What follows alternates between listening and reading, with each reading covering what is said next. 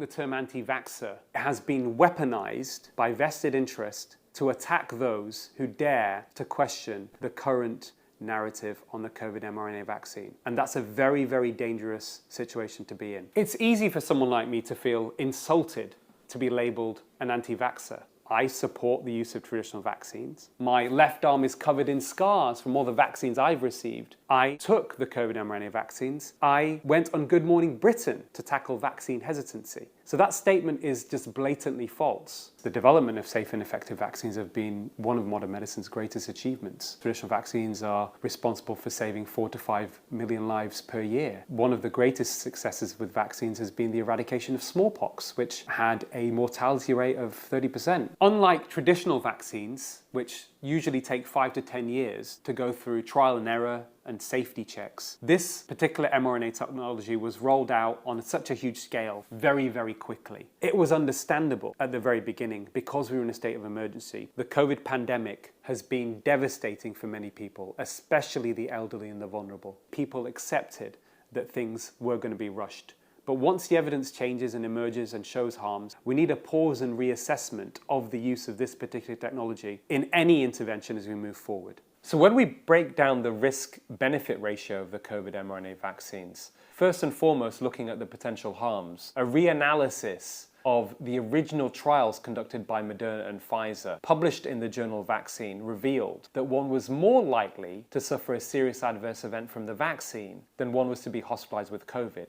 That figure is approximately 1 in 800, causing either hospitalization, disability, or a life-changing event. So when one looks at the benefit, recent data released by the government actually reveals from the original primary program of the vaccines, you need to vaccinate 2,500 people over the age of 70 to prevent one severe hospitalization with COVID. That number rises to 5,700 if aged between 60 and 70. And if you're under 60, we're talking about having to vaccinate tens of thousands to hundreds of thousands of people to prevent hospitalization with COVID. So let's now cross-reference that with the benefits of the vaccine if you were taking the today. If you're aged between 20 and 29, you would have to vaccinate 706,000 people to prevent one severe hospitalization. If you're in the 50 to 59 age group, you have to vaccinate over 250,000 to prevent a severe hospitalization. And if you're over 70, you'd have to vaccinate 7,500 people to prevent a severe hospitalization. Remember, the risk of having a serious adverse event from the vaccine is at least 1 in 800. Even if that risk was to massively reduce to say 1 in 2,000, you can still understand that the benefits of the vaccine are clearly outweighed by the harms in that risk group. In normal circumstances, that information should be conveyed to the patient so they can make an informed decision. This data has been available to the UK government since last October. Why did they not update the advice? Were you made aware of this? And if not, why not? Thankfully, the UK government has recently announced that it's going to stop offering the vaccine to people aged under 50 in the low risk group. But unfortunately,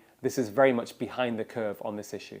The reason I specifically have called for a suspension of the vaccine pending an inquiry is because this rate of serious adverse events is far higher than the rate of serious adverse events from other vaccines that have resulted in suspension in the past. In 1976, the swine flu vaccine was suspended because it was found to cause a debilitating neurological condition called Guillain-Barré syndrome in 1 in 100,000 people. In 1999, the rotavirus vaccine was suspended because it was found to cause a form of bowel obstruction in 1 in 10,000 children. We are talking on the best available evidence of serious adverse event rate with this vaccine of at least 1 in 800. So clearly, we know that the risk of serious adverse events is considerably higher than any other vaccine that we have seen in the past. And for that very reason, we shouldn't even be considering it for children, especially because the risk of serious harm from COVID in children is close to 0, and therefore there is no justification whatsoever to vaccinate children against COVID. Many people still today believe that the vaccine stopped transmission because the media spread such misinformation on this matter. The same media that's ignoring tackling the excess death issue head on. The rate of excess deaths in the UK is accelerating in all age groups, including the young. The number of deaths ending week 13th of January this year are 20% above the 5-year average, with 3,377 excess deaths in that week alone. The crisis in the NHS NHS will no doubt be playing some role, but excess deaths are not just up in the UK. These excess deaths are up in Canada, the United States, Australia, New Zealand, and most European countries. Why are we not allowed to ask that COVID vaccines, a clear common denominator in all these countries, may be playing a role, especially as we know that they are directly linked to cardiovascular problems and sudden cardiac death? A study published in Nature Scientific Reports from Israel found that there was a 25% increase in people suffering a heart attack or cardiac arrest in people aged between 16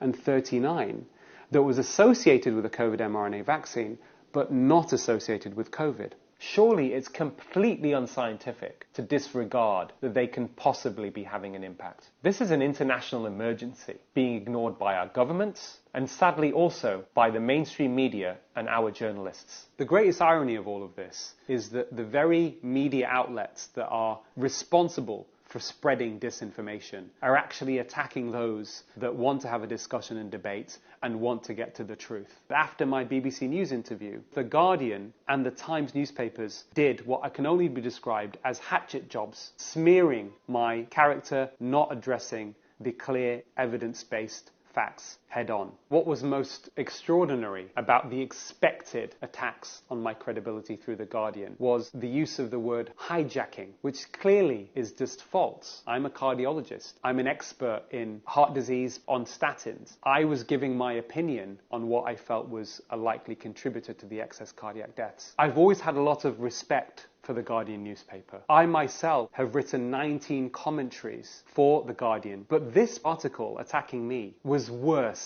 than gutter journalism. Recently, I have been described as part of an anti-vax grooming gang which has clear undertones of racism. Name-calling, smearing, it devalues scientific discussion, and ultimately, the person that suffers the most is the patient. I think it's really important in medicine, in scientific debate, to have dialogue and discussions. But really what's not happening at the moment is true, informed, respectful dialogue and debate into these issues. Trust the science is actually one of the most unscientific statements I've ever heard. Medicine is not an exact science. It never has been. It's an applied science. Therefore, it's constantly evolving. Actually, what we were trusting is commercial entities and the information they were putting out in order to make profit, taking us further and further away from ethical medical practice. I think when it comes to censorship and social media, we've seen the very worst during the pandemic. And the question people need to ask themselves is who is controlling the fact checkers? One of the things I found is that Facebook had partnered with drug company Merck to decide on what counts